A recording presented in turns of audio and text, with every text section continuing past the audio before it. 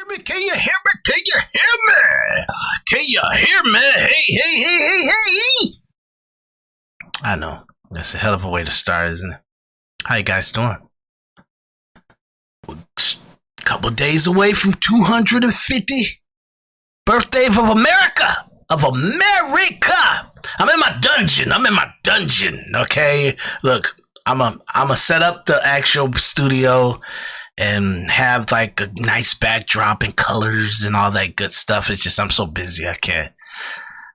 I'd rather not stay invisible from you guys until I set up everything. But just give me some time. Give me some time. I'll get it done. Okay. How you guys doing? If you look at my thumbnail, you know we about to get started. Okay? We about to get started. Okay? I want to come in and I want to have a decent conversation with you guys. Look, I did a Birthright Citizen episode a few days ago. It was edgy, but which technically I'm always edgy. I live an edgy life, but if like my social circle come around, that a lot of the stuff I do in my podcast, I don't know how that's going to turn out so much with people, but I don't censor myself. I don't live a life where I hesitate. I guess I do in a way, because even when I'm talking, you'll find me hesitating or stumbling in my words and stuff. And most of the time that's me trying to articulate what I'm trying to articulate in a way that's historically valuable or sustainable as time goes on. But really, I know what I want to say, and I'm very fluid about what I want to say, but I'm just trying to articulate it in a good way, or let's say have my grammar tight. Not only my grammar tight, have something where I don't have to retract. A lot of podcasters, you find that they'll block their videos or they'll take down their videos of the past because what they said in the past or things they did in the past, the beliefs that they had in the past were not sustainable to where they were going, or the audience that they grabbed, or the business strategy that they're in and everything. So they almost kind of contradict themselves in order to get into the future that they're living in. So for me, I'm a person that I feel like you shouldn't open your mouth. You shouldn't pretty much say something when you're over the age of 25, okay? If you're over the age of 25, most of the things you do, most of the things you say should sustain through your life. You should never have to backtrack yourself, because you got enough intelligence, you got enough awareness, you got enough consequences, metrics, and measurements that you will understand that there are consequences to what you say. So the consequences that I go through in my life to things I say, I do, or whatever, there are consequences I preconceived, so I don't really go back and retract or take down stuff or edit myself, anything like that. I'm okay with what I said forever. You know what I mean? I'm okay with what I say forever. So, I just want to come in here and tell you guys, we about to, before we go into the nitty gritty of the detailed stuff about, and the thumbnail I got, I'm keeping that on here until we're done with 2050, like July. I even think I'm going to do an actual podcast on July 4th. I got a big gathering I got to go to and stuff, but I think I might podcast while I'm there, for real. And so I do feel like what I've been trying to communicate about our political system, our social circle, our social system, our political system, our social system, and our intellectual freedom system or individual freedom system is so much in the thumbnail that I designed, and it's just it. It is really it. It has nailed it. So, before I get into the nitty gritty of things, we always got to do this, the You know what I always say? We always got to do the disclaimer because they're haters of freedom of speech. YouTube, people, politicians, you know, the elites, podcasters, movie stars, musicians, all of them hacks. They all hacks because they don't want to really say what they really believe and what they know to be true. They want to keep that away from you. They want to hide the truth from you. The reason why you don't relate, no matter how many books you read, how many hip hop songs you hear from Jay-Z or anybody else, and they giving you insight to success. Inside that insight is shit, is bullshit. So it's mushed up with bullshit. Good information is mushed up with bullshit. So it's not relative. It's not, you can't ingest it. Okay. And the reason why you can't ingest it because everybody want to con people for their own purposes. But if you're objective, if you're honest, if you're just what it is, you can relate. You can understand it. So I say it's better to tell the people the truth. And a lot of stuff that people did to get to where they got to, they don't want to criminalize themselves. You know what I mean? They don't want to like tell you how much of a monster they were to get to where they got to, because how you perceive them right now, you're like, oh my God, you wouldn't look up to a person if you thought they was in that mindset, but that's what it takes. It's a kill or be killed. Like just our ecosystem is a kill or be killed. That's the science of life. That sounds crazy and it's sad, but it is the truth. Okay, so before I go into the nitty gritty and start getting myself in a lot of trouble, I'm gonna give my disclaimer.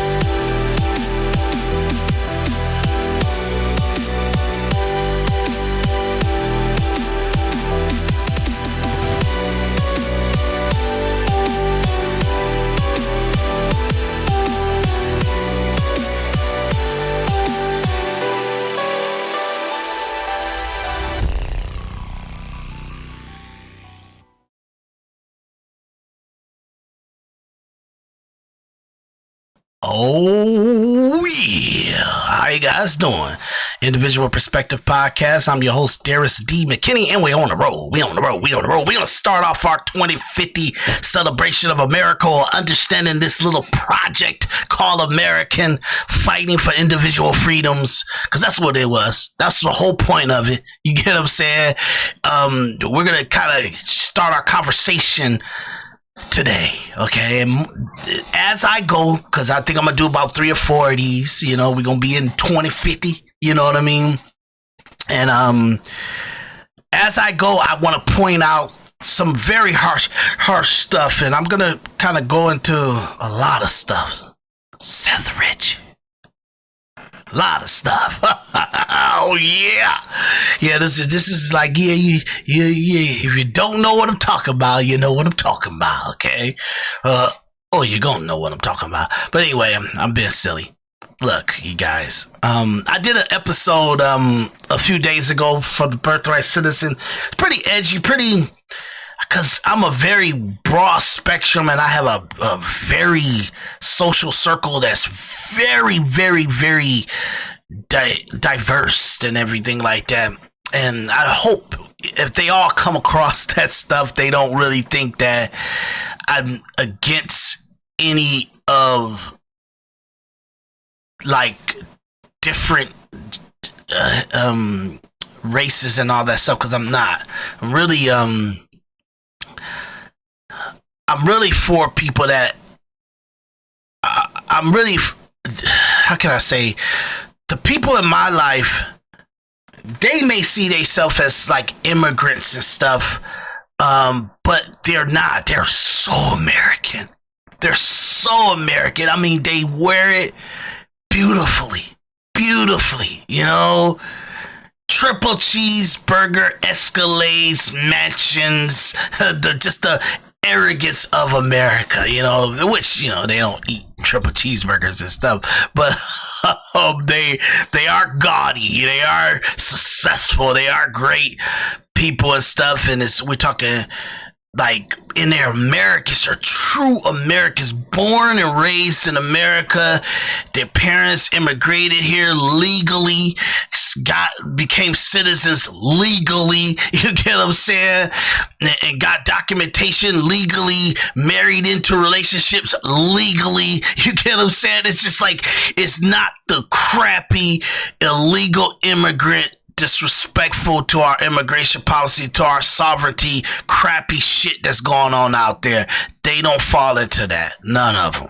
You know what I mean? So, but a lot of, you know, different races and different nationalities, they kind of take a pity and some kind of self-interest to a lot of immigration policies.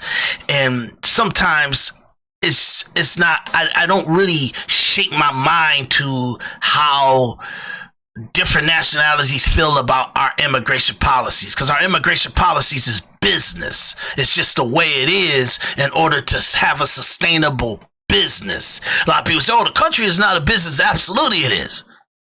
Nothing is not a business. You get what I'm saying? Everything's a business. The sad part about it is when you start to see how you economically guarantee yourself a good livelihood, a good structure of business and living in an environment, you got to almost do it like a business. You get what I'm saying? And we all kind of get into relationships, and we have a social circle or a structure in our lives that we are like having people in our lives that are doing things that are counteracting to what moves we need to make on a chessboard.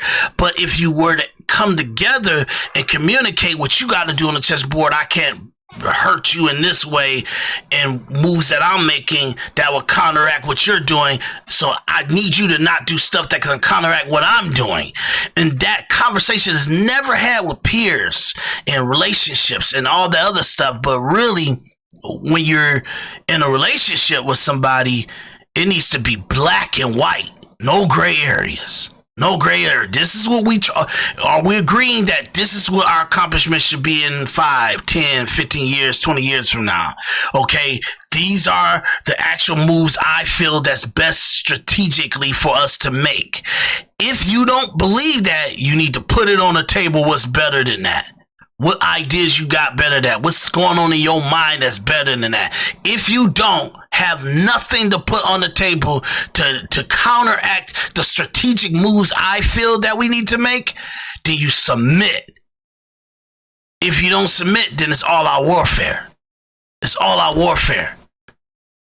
Meaning most of the time, the things that we're doing are going to counteract, or it's going to kind of not be sustainable in a long run situation. because we're subconsciously, passive aggressively going against each other. That's for relationships to your social circles. That's how that is. And most of the time, we will never find this out until we're in our 30s, our 40s, or in our 50s, and we're living of regret. So that's stupid. So this is what kind of, look, I'm telling you guys, the podcast that I'm going to be doing for the next 3-4 days is straight up. It's straight up, okay? So, Individual Perspective Podcast, I always tell you guys, is about individuality. It's about making sure that you are you. Making sure that you're thinking what you're thinking, not a construct, not a psyops of manipulation from media, from your teachers, from your community, from society, from your family, from your parents. You are truly vetting things that come into your lexicon and what you communicate out. Things that come into your mindset and things that you communicate out and represent physically, emotionally, verbally. That who you are, you will not regret it, and you will stand on it. How they say, 10 toes down, but you will stand on it to death. That's what individual's perspective is. In order to have an individual perspective, that's got to be your core. Objectivity, to know what the truth is. Even if you like it, even if you don't like it, you know what the truth is. You have clear consciousness of what the truth is, and you communicate it effortlessly what it is. You can see effortlessly what it is. You can ambassador it effortlessly. You know what I mean? And I think people they fill with so much contradiction that every line, everything that they say, everything that they hear is they want to fight it instead of objectively analyzing it and represent the truth. Because the truth is the truth, and you not cooler than the truth. The truth is cool. And if you live it, breathe it, feel it, and live it, you're cool. You get what I'm saying? It's just the way it is. Okay? So, even like people that would have autisms, if you listen to them, if you talk to them, they're so full of truth and what it is that it's kind of cool. It's got a great character to it. You know what I mean? So, I'm sidetracked and everything. I'm doing my weaving and everything like that. You know, but look, that's what we're doing today, okay? We're just having a quick conversation. I just want to have a conversation about life, about circumstances. I put a lot of stuff inside I always kind of browse things, and if I see something that's intellectual, it's something cool that I want to talk about, I'll put it on like I'll text it to myself just so I can kind of come back to it. Over the years, I've been doing this so much and kind of not going to do a podcast, and so many things I wanted to talk about that I just kind of don't do the podcast, you know, because I'm trying to, you know, have my foot into economics and make sure that I got a roof on my head and I'm living a decent life and stuff like that, and I can be proactive to the movies that I'm trying to finish and wrap up and everything like that, because I'm doing hundreds of thousands of dollars worth of work on these movies, but I don't have outside funding for it, so I have to find a way to economically keep up with this stuff. So that makes me kind of, you know, where it's like I'm always on a fight. I'm always in a fight. I'm always kind of processing and doing things and kind of keeping up with the journey and the jungle of life and outcome. You get what I'm saying? So, but I do a lot of like just saving stuff to my texts and stuff, and there's so much crazy stuff that's in that I put on the side, and I always like say like, man, what are people are doing so much with AI. They just kind of wow stuff, and then the culture of my people is so wow. It's insane. You know what I mean? It's insane. It really is insane. Okay, so I try my best to navigate things or hopefully be able to kind of communicate how I feel about certain things that's going on in our society and life and everything like that. And one of the things that I really regret is that I didn't take time to really dig into how I feel about the Charlie Kirk thing. You know what I mean? Like how I feel about what happened to him. And through this next couple days, I will really get into it. You know what I mean? And Candace Owens, like how she thinks, like, I don't care how you feel about what happened to Charlie Kirk. I don't care how you feel about the conspiracy theory of, or even if it's not a conspiracy theory, what you feel about Israel, what you feel about Trump and administration and all that stuff, and him being a puppet of Israel and all that stuff. I don't care. One thing, if you are real, if you know this to be true, if you are a real loyal person to the personality and who you knew Charlie Kirk was personally, with how y'all interacted personally, you know ain't no way in hell, if you don't like what his wife is doing, if you don't figure like what his wife is doing, until you could prove it as fact, you do not go on air and badmouth her. You do not tarnish the decisions that he made by what Candace Owens did is she made it look like his decision making on who his wife was and who he had kids with, and his thought process of how he conducts his household is illegitimate. He was so dumb and foolish. He had a psyop, he had a spy, he had a Mossad agent living in his house. And then she contradicts it. Oh, she's not a terrible person, but I don't care if you straighten up your mouth now. What you have done is in the record now. It's in the record. And you have no integrity, you have no legitimacy, none. Candace Owens, you have no legitimacy ever. You can never get it back. Tucker Carlson could never get it back. He never had it. He was a hack. He always was a hack. Tucker Carlson was always a hack. You get what I'm saying?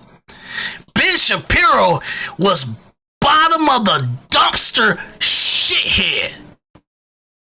It was never a time where Ben Shapiro was a good person to put your name with. So that means if Candace Owens ever thought there was a good thing that she could have had with Ben Shapiro, she was already flawed, she was already discredited, she was already just done.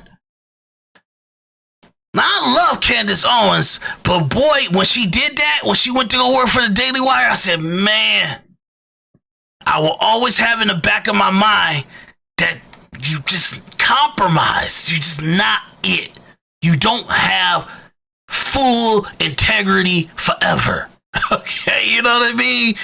You're not what you say you are. And you in the time that you live in, you are what that is. And because your husband is like a Roman Catholic and everything like that, you're taking an approach of the Catholic ideology in a logical point of view. And it's a certain kind of anti, Israel type of thing in there. You get what I'm saying? So so she's a product of her husband. In order for her to follow his lead well, or to make sure that he could take command of the household, she relinquishes a certain amount of independence to him. You get what I'm saying? I'm pretty sure he's pretty much proven that he is the leader that she needs, that a person like her can feed off of. But at the same time, it's not about her husband. It's not about her kids. It's about her decisions before Charlie Kirk ever got killed. And what made her go to work for the Daily Wire Ben Shapiro, that already discredits you. And you really never technically, if a person has been objective, if your viewers are being honest, we are entertained by you. We watch your episodes. We can kind of we like your gift of gab. We like your communication skills. We like your intellectualness, but we know it's compromised. And sometimes we can, if we're smart, we know that it's a time that you might fall into the rabbit hole of contradiction. And that's what happened over the last year or so. That maybe you were so shocked and so distraught by Charlie Kirk's death that it just you just went down a rabbit hole of just like a Twizzler. You are a Twizzler. It's nothing straight. It's nothing like it's just, you're just bad in the process of what you're doing. You get what I'm saying? And keeping a sustainable like credibility, you know, and maybe you already were down that rabbit hole when you were doing the stuff with the Paris president's wife or something like that. I'm not saying she's not a man. I'm just saying you got to show the proof. You get what I'm saying? And all the other stuff that you showed is very in the window, and this could be perceived in a certain way. And it's just like, it's not proof though. It's just allegations. And that's why a lot of people believe a lot of that Epstein stuff. Epstein, that was put as a psyop. And the crazy part about it is it was Republicans that did it. Or conservatives, like people like Steve Bannon. Steve Bannon went to go plant all that stuff, and then he went on everybody's platform and talked to people personally. Candace Owens, Tucker Carlson, Charlie Kirk, all of them, to make them feel like there's something, it's a treasure trove of, we're going to see what the psyops is of the Mossad. You get what I'm saying? And the truth of the matter is, it was literally to bring down people that were kind of independent, that were really, they was a little bit too sectioned off from the system. You get what I'm saying? And so far, everything that they said about the Epstein stuff is all allegations. It's all allegations. And things are not put into perspective either to what really happened in that situation. I don't care about Trump. I don't care about Epstein. I don't care about Bill, any of the people that's involved in that stuff. I don't care about none of these people. But I'm not going to make them guilty of something that's an allegation that's not proven. That's not proven. You can't have the scumbag that's got a gun to his head write letters and emails to himself, and then you give it credibility because it's inside his actual emails that he wrote to himself. And then he wrote it to himself on the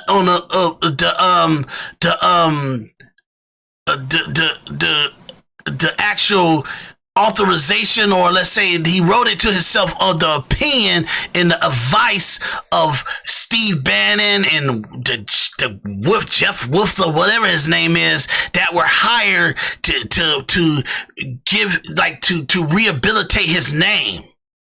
They came on to his staff, Epstein's staff, to help him rehabilitate his name, and they say, okay, in order for you to rehabilitate your name, you got to somehow get the stank off of you in some way, and you just got to throw stuff out that's in the windows about people. And even if I'm saying, I don't know what Bill Gates did or Bill Clinton did and all the other stuff, but when it came to them bringing them into the town square, putting them on the oath, they couldn't take out any paperwork. They couldn't take no photos out. They couldn't take no videos out. They couldn't take nothing out to discredit even Trump's enemies that got caught up in the shovels. You get what I'm saying? So all the stuff that is all conspiracy theory is like aliens. I'm not saying aliens ain't true. I'm just saying So far, we don't have anything provable to give it 100% validation. We got the ISS, the International Space Station, up in space for fucking 30, 40 years, and we don't got no, like, radar detections of objects and things are coming into the orbit and coming in and leaving. We don't got none of that. No data. Nothing. It's just stupid. People are so dumb. And I'm talking about majority are dumb on the most common sense, the most minute things. They're dumb on it. Okay? They got us so fucked up. Like, it's nothing like an American citizen. There's nothing like it. Go to anywhere. Go to any continent. Go anywhere. It's nothing like an American citizen.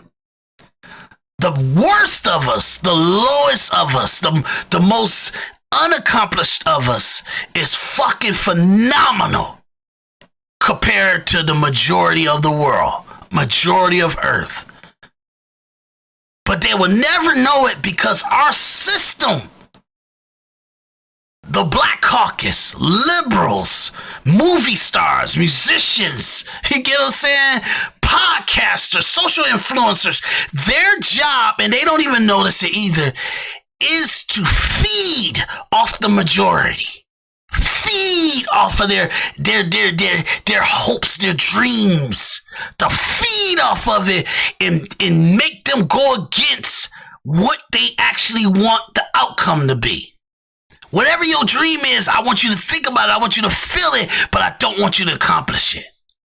So I gotta throw these little certain misdirection and self-doubt situations in you. Oh, you want to be a movie star? Oh, you got $1 million? You got $3 million? You got $16 million? You got $20 million to make a movie? Then go work at Burger King. Go work at Walmart. Go do something else because you can't even play the game. You get what I'm saying? That's what our system does. I'm using that as an example, but that's what our system does. That's what the people that they say they for the people, that's what they do. That's what they do. It's a big psyop. It's a big psychological like manipulation. And the bad part about it is our intelligence agency inside our government has used our tricks of propaganda against us. Like we used to take these tricks of propaganda and attack other countries' social dynamics, social political system, their governmental system to make people overthrow their government and stuff. We use these psyops and we throw it like innuendos or suspicions or allegations into the society of other countries and then make them blow up and make them turn against each other and make them do riots and revolutions and overthrow their governments and stuff like that, or manipulate their government or change their government leaders and all that stuff. We do all that. Our CIA is, I always tell people, if you want to know the people that would do the things that you think is no way our government is allowing these specific things on Earth to happen, we get CIA to do that stuff. You get what I'm saying? That's what we do. You understand that? So, like, look, I'm a big fan of the crazy. Look, somebody got to do the stuff that nobody got the stomach to do. We got to have some people in our country that do that. We got to have some people in our country that, look, it's living in the world. It's like nuclear bombs. Nobody want to have nuclear bombs. Nobody want to sanction that stuff. Nobody want to grow that stuff. Nobody ever want to use that stuff. No matter how horrible a person's brain is, most of the time what we know to be proven is that even the more worst person that you could think of that's in our society, they don't even want to use something that they got that's so destructive. But that's how it is in life. You gotta have people in life that do the things that you just gotta get done, and they're the most dark, horrible, and shameless things.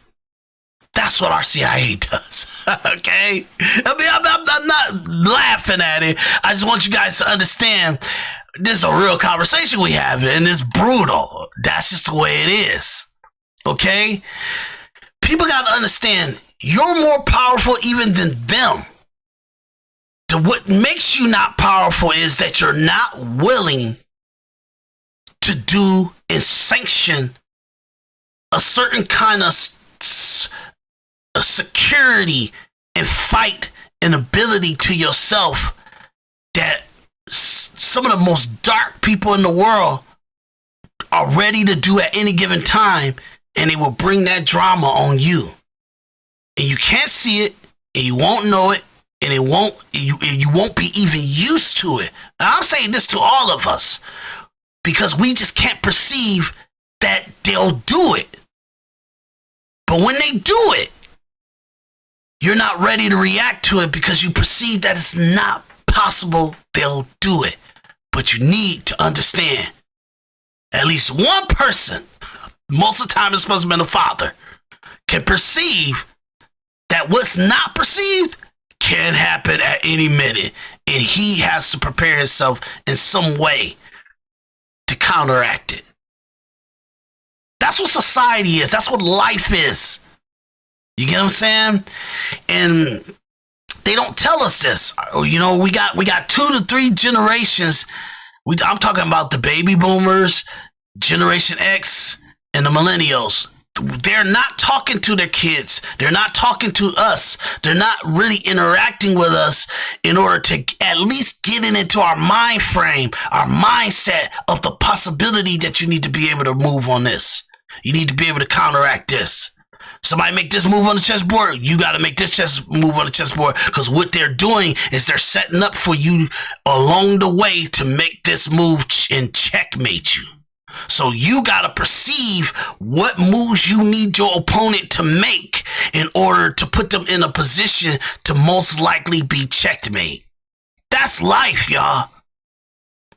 And we don't culturally, and trust me, the great generation, all the Victorian era, they live like this. They live with perception and preconditions and pre-perception of what was going to happen and calculations and stuff. That's how I'm talking about the majority thought like that. We flipped it in the last 40 to 50 years where the majority of society don't know what's going to happen to them. They are tumbleweeds. They're just blowing in the wind. They just reactive. The majority of society is they're sheeps, they're herd, and they don't know what's gonna happen, and they not even considering to be preemptive. That's our society now, okay? So you can't change it. I don't think it could change in my lifetime. I don't know. I can't really put my finger on what's going on with Generation Z and how they're thinking. They too messy. They're too all over the place. They're too trying to find something different, but the different that they're trying to find is self-defeating. So something like that, you can't trust them. You can't trust the decision that they're making, because even if they're being radical in what they're doing is self-defeating. Overall, in the end results, it's not good. It's not a good outcome. It can't be a good outcome. It's just the way it is. But because it's active, because it's so action orientated, everybody think, oh man, look at that. Look at the young people. Look what they voting for. Look what they doing. Yeah, but it's in result, it's self-defeating. You get what I'm saying? So, but a lot of that happens because you got innocent bystanders like the Republican Party, conservatives, Christians, conservatives, and the Republican Party. They know all the bad stuff that's going on. They try to say something about it, the things that they do are very passive and everything. And that's why I call them that they're innocent bystanders, because they kind of see it, they know it, they got the inside data, they got the secret files, they got the confidential information, and they know what's popping off. is really, really bad, but they won't be aggressive in communicating it, aggressive in how they act upon it. They leave all the aggression to the cuckoo people or the people that are kind of almost doing things, but they don't understand or they don't really care about what the outcome of it is.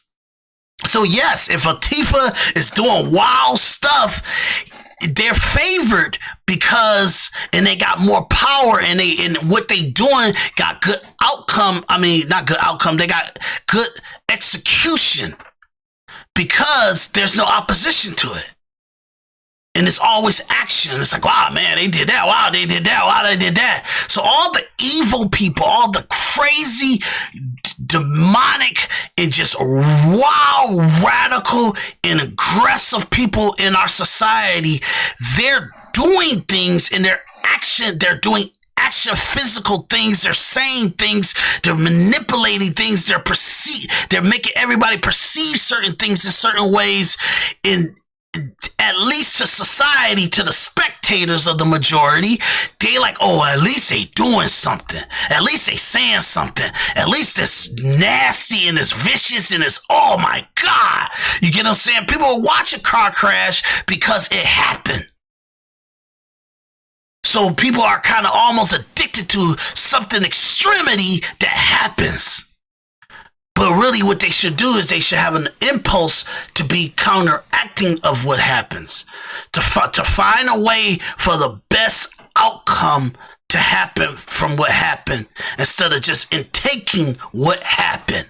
Because what happened most of the time is an action that actually doesn't matter what the outcome is.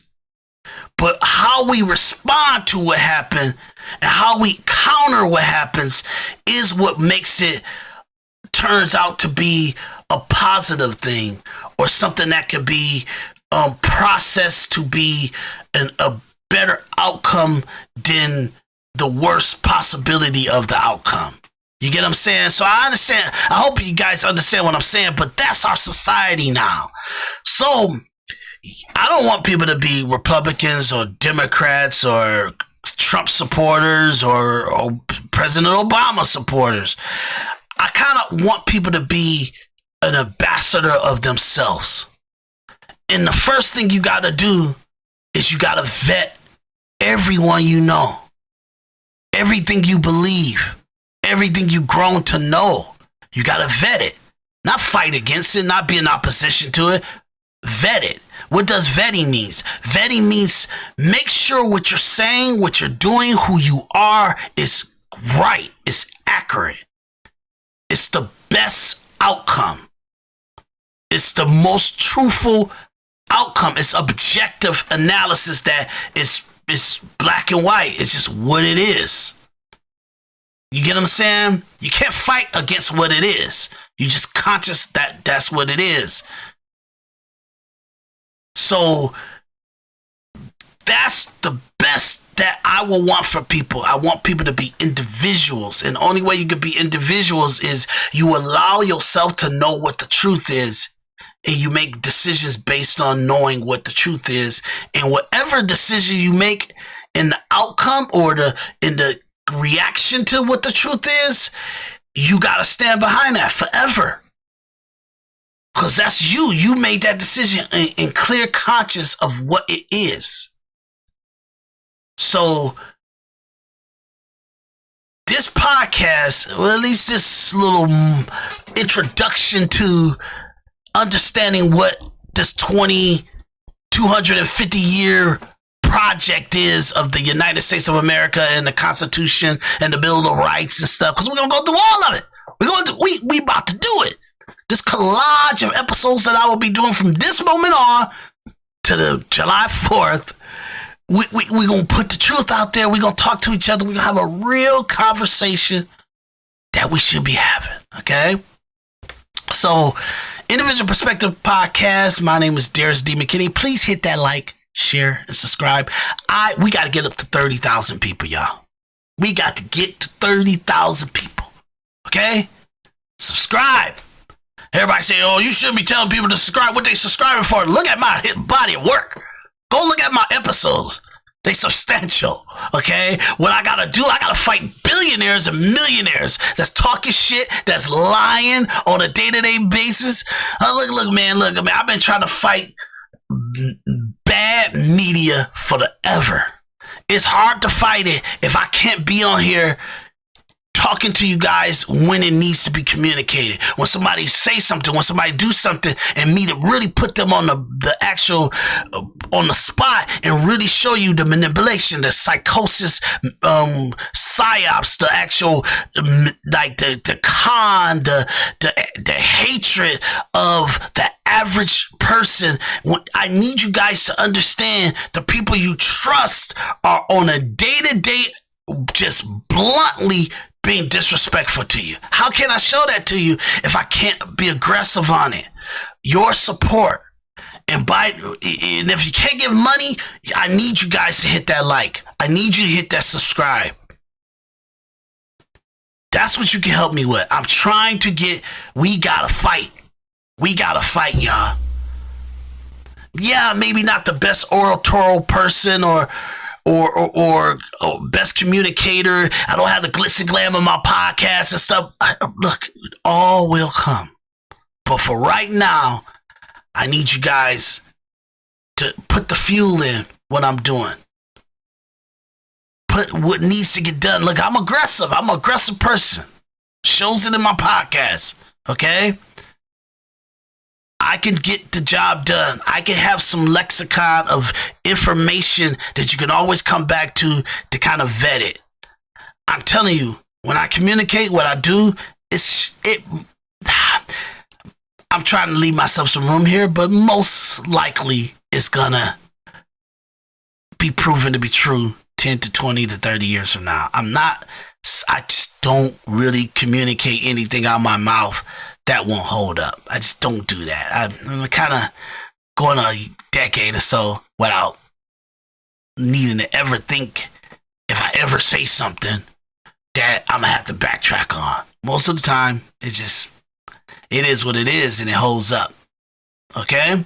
So yes, as the more I talk to you guys, the more I flow with you guys, I'll be better communicator in the podcast, verbal gymnastics or verbal judo. You know what I'm saying? And I won't try to stop myself from saying something and want to say something and I hesitate or stutter on something. But that's what happens most of the time. I kind of know what I want to say, but sometimes I'm hesitating on saying it in a certain way that may not be great grammar, or it may not be like in a favorable way to communicate. So sometimes I maybe hesitate on something, maybe stutter in that confusion of how I want to communicate it.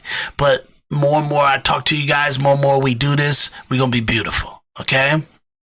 So in the midst of all this stuff, I did want to play something for you guys. I don't know if I'll be able to find it in time, but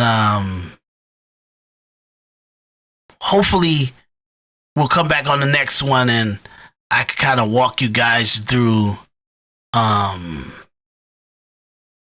There's so much I want to get to because I'm looking at all these videos right now, and I kind of say if I start on any of this, I gotta go into the details of it because I don't want to just show clips. I want to be able to have the true context of why that was communicated. And a lot of clips just kind of give you a tagline or a communication, in the essence of why I'm even bringing it up is not in the context of it. So that's why I hesitate a lot on the stuff. I'm in Michigan. I'm in Detroit, Michigan, surrounding area. So we got a lot of stuff going on in here, and even our primaries and stuff like that. We got it's just, my goodness, man. We just don't care about what it is. You get what I'm saying? It is. So I really feel for how we got to conduct ourselves, at least for the next 20 to 30 years, because how we're going to conduct ourselves to the next 20 to 30 years is that we don't trust things that are right in front of us that are the truth. That is objective. It is what it is. And people's perception of certain things, cause a lot of the people that we probably was interested in the last 10 to 15 years, they kind of compromised themselves because they became anti-Israel. So it blocked all their objectivity. It completely blocked all their objectivity because they felt it was more important to drive that narrative. Because what they feel is going on in Gaza, what's going on in the Mossad, what's going on in just the culture dominance of the Jewish population and certain business and economics and money transfer and all the other stuff. So they kind of went to a mindset that no matter how much they need to always stay objective, they was willing to compromise objectivity to paint the narrative of how evil Israel is, or the Jewish makeup is. You get what I'm saying? And that kind of destroyed a lot of people that we kind of thought was a breath of fresh air of truthfulness and honesty and certain things. So now we say okay, I don't care if it's true. You just compromised a certain communication on a certain truth because you wanted to paint a narrative about this specific situation within this context. So that compromised so many people. You know what I mean?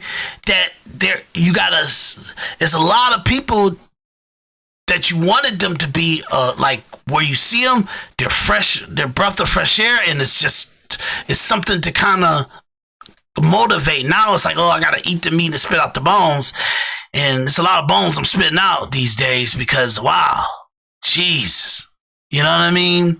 Then you got people that are compromised because they want to sustain the system, even if it says hey, you gotta destroy, or you gotta completely fire everybody at the FBI and totally restaff it.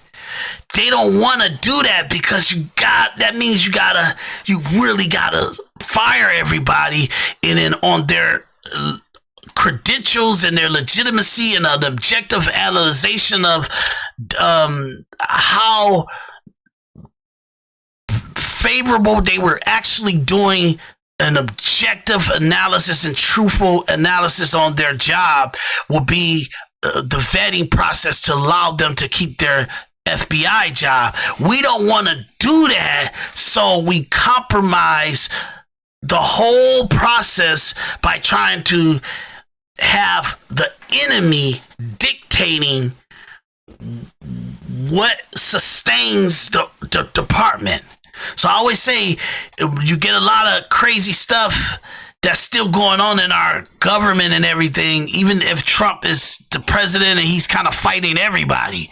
It's the reason that gives value and give legitimacy to liars and people that are in opposition of him wanting to fight them and restructure things is that you gotta get rid of the poison in order to save the body. You can't save the body and keep the poison. You get what I'm saying? So that's what I mean, sustaining the system, sustaining the organization, sustaining the department, sustaining the ideology, sustaining the political party. You can't if you got to destroy it all, because none of it's got credibility if it's too sustainable. The poison is too sustainable in the system because you won't get rid of the poison.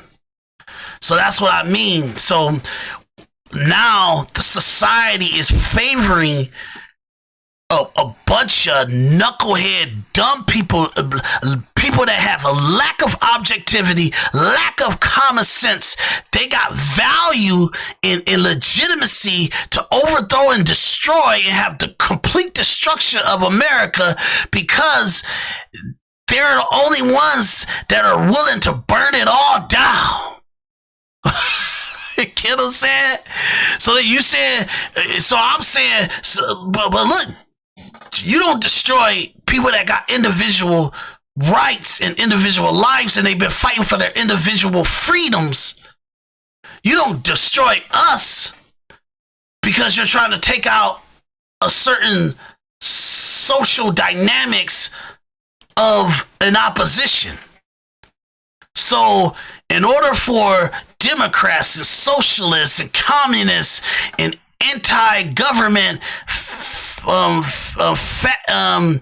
facades and political systems and parties and stuff and people, in order to take out like the military complex, the intelligence agencies, the overlord elitist, economic rich, pompous elitists and stuff in big business and all that stuff. In order to take that out, you're willing to destroy people that became freedom fighters to their own individual lives, and they overcome some of the most treacherous stuff that was going on in our society from both parties. I always say that the country in the fight for individual freedoms kind of died in 1930s with FDR, Roosevelt. You know what I mean? We always say Roosevelt, but the truth of the matter is, I gotta say his name right. I think it's Frederick D. Roosevelt. But I want to have it right. FDR. Okay. DR. Okay. So, Franklin D. Roosevelt. So, him and I think it was his vice president, Henry Wallace, if I'm not mistaken, because he was a hack too. You get what I'm saying? Henry Wallace, yeah. Those guys messed up our freedoms. Like everything, even like from the creation of from coming over, finding the land, structuring it in some kind of individuality kind of structure to be opposition of the king and royalty and all that stuff. All from that moment to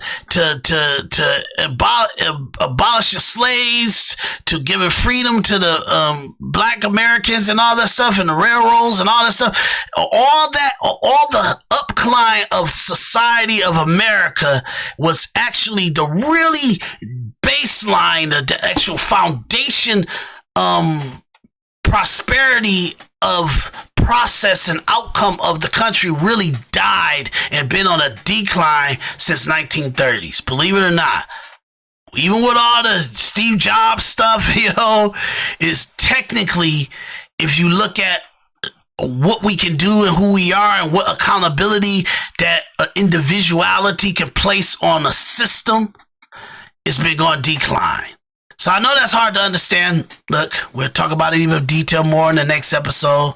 But this is what we're going to be talking about. This is what we're going to talk about, y'all. I'm Daris D. McKinney. Daris D. McKinney, this Individual Perspective Podcast. I'm your host of Individual Perspective Podcast. And we're going to give each other individuality. And we're going to fight for it, or at least die with the understanding of what it was. Okay? Check you guys out. See you on the next episode.